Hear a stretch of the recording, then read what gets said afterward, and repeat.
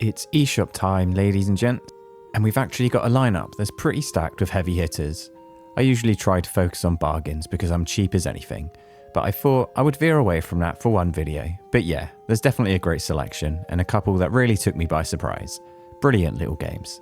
And there's definitely one that doesn't quite fit in. So grab a brew, get the backlog ready, and yeah, let's jump in.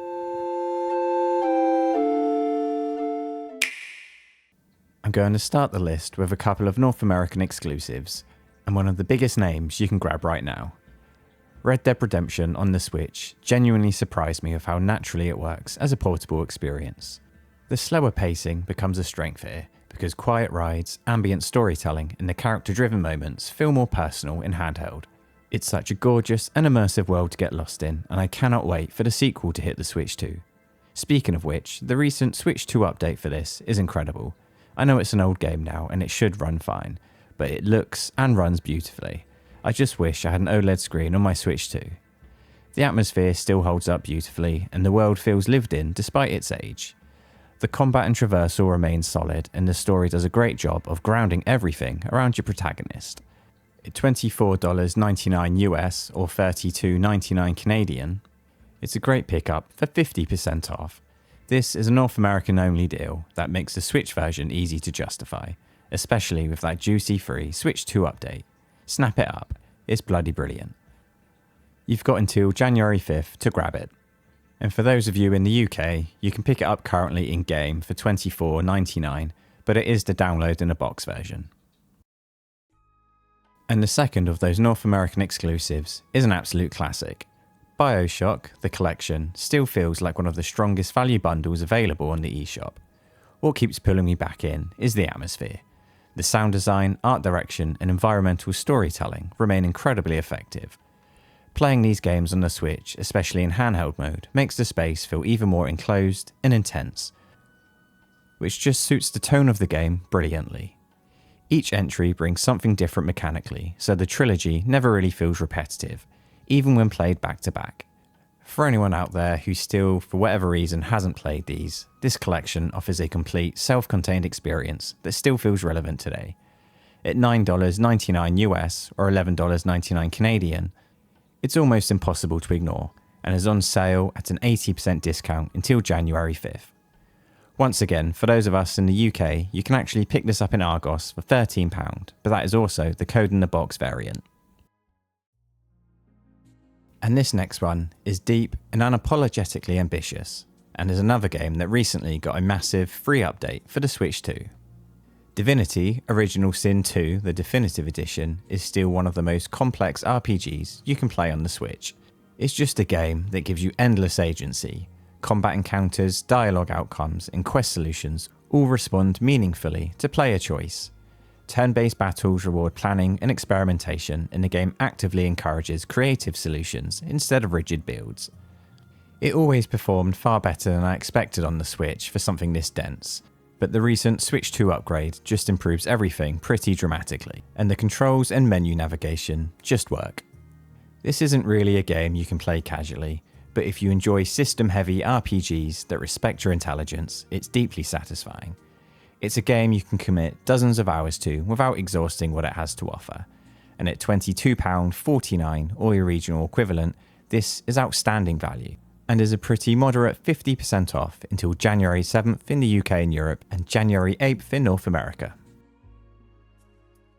But if you want story to take centre stage, the Phoenix Wright Ace Attorney trilogy remains one of my favourite narrative-focused experiences. Each case begins fairly simply, then slowly spirals into a web of contradictions that you unravel through investigation and courtroom confrontations. The writing is consistently sharp, balancing humour with genuine emotional weight in ways that keep the pacing engaging. These games have always worked brilliantly on handheld devices, as you can play one chapter at a time without losing the thread of the story, and just put it back to sleep. The structure makes it easy to dip in and out of, and the characters are memorable enough to stick with you between sessions.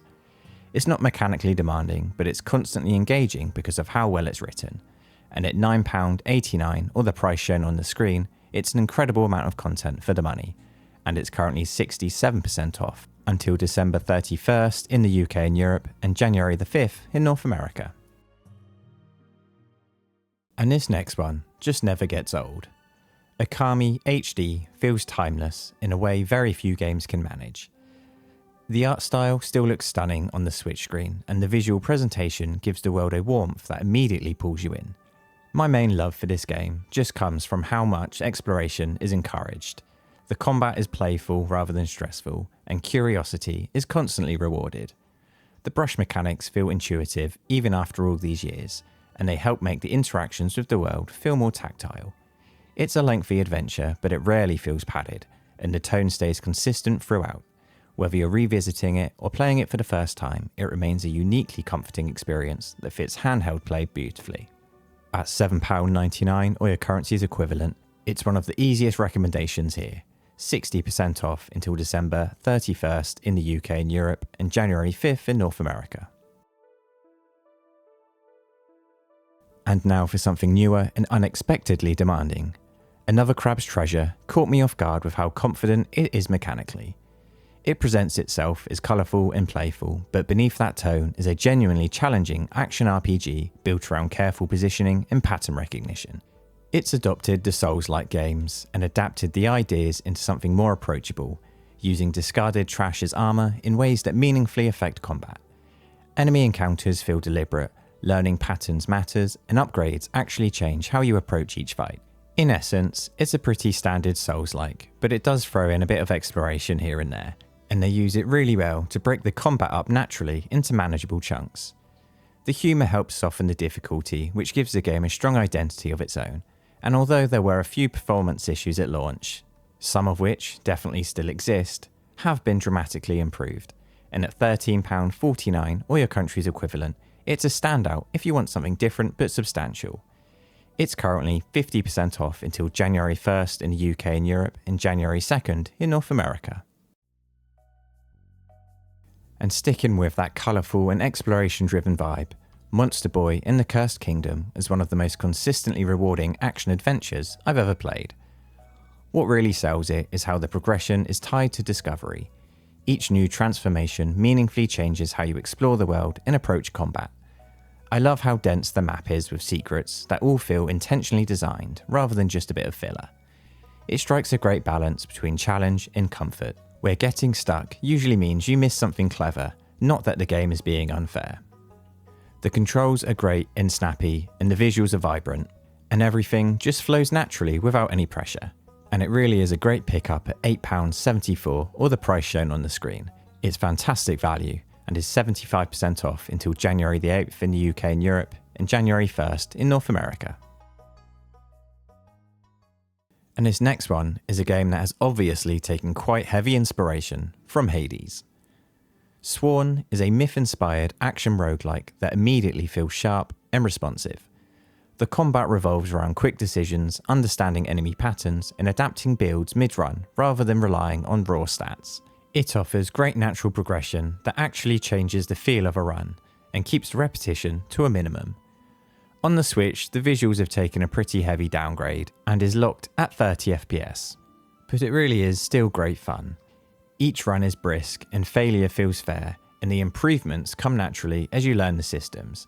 It's easy to jump in for short sessions, but engaging enough to keep you going for multiple attempts. And I think the main pulling factor is that it has great co-op for up to 4 players. It's obviously no Hades, but at £10.99 or your regional equivalent, it's a strong pick for all of you roguelike fans. It is currently 50% off until January 10th in the UK and Europe, and January 4th in North America.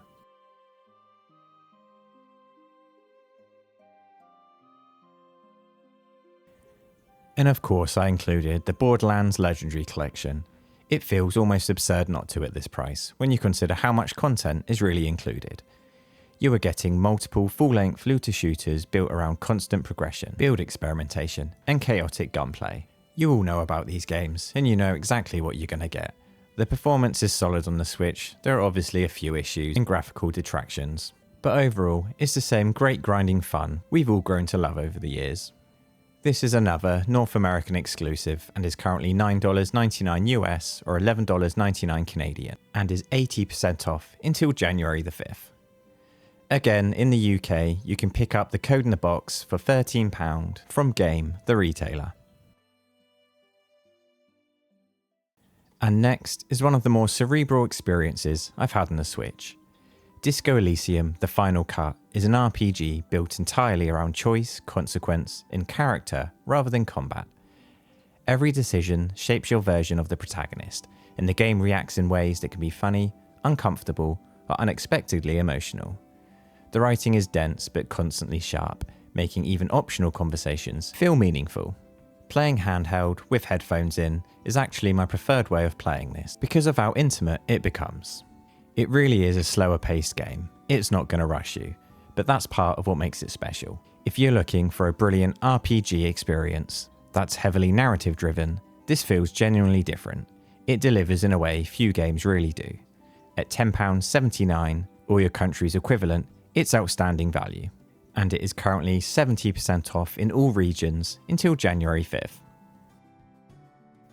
Do you remember when I said one game doesn't quite fit in? Yeah, that's this one. Fashion Police Squad works because the mechanics are genuinely solid beneath the humour. The movement is fast, the shooting feels responsive, and the level design keeps momentum high without becoming overwhelming. It fully commits to its ridiculous theme while still respecting good shooter fundamentals. It's high energy and mechanically satisfying, and it has fantastic visual clarity which really keeps everything readable even during the chaotic fights. If you enjoy boomer shooters but want something colourful and playful instead of grim, this fits that niche perfectly, and you can easily get 10 hours of great gameplay out for each campaign. And at £6.97 or your regional equivalent, it's a great palate cleanser. And is currently 55% off until January 11th in the UK and Europe and January 5th in North America. And finally, something calm and reflective to close things out. Embracelet is a quiet, narrative-focused adventure built around atmosphere rather than challenge. Its puzzles are intuitive, exploration is relaxed, and the game never rushes you forward. I appreciate how well it works in short sessions, where the slower pace and minimal UI feel natural. The story unfolds gently through the environment, rewarding curiosity without overwhelming you with exposition or mechanics. It's not a long experience, you can look to get about 4 hours out of it, but it's thoughtfully made and emotionally grounded in a way that lingers with you long after. In complete juxtaposition to those earlier very heavy games, this is a beautiful little indie gem, and is currently £3.99, or the price shown in the graphic. And I've just had a second look, and this is actually 75% off in North America, so even cheaper, and it's on sale until January 1st in the UK and Europe and January 2nd in North America. And that's everything for this Nintendo eShop sales roundup. Let me know if you're considering picking any up, or just what you've picked up in general recently. And as usual, if you found it helpful at all, give the video a like and consider subscribing. Hopefully you will have plenty of time off over the holidays to quell those backlogs a bit, and when you do, I'll be here waiting with plenty of filler. But until then, thanks for watching, stay cozy, and I'll see you around.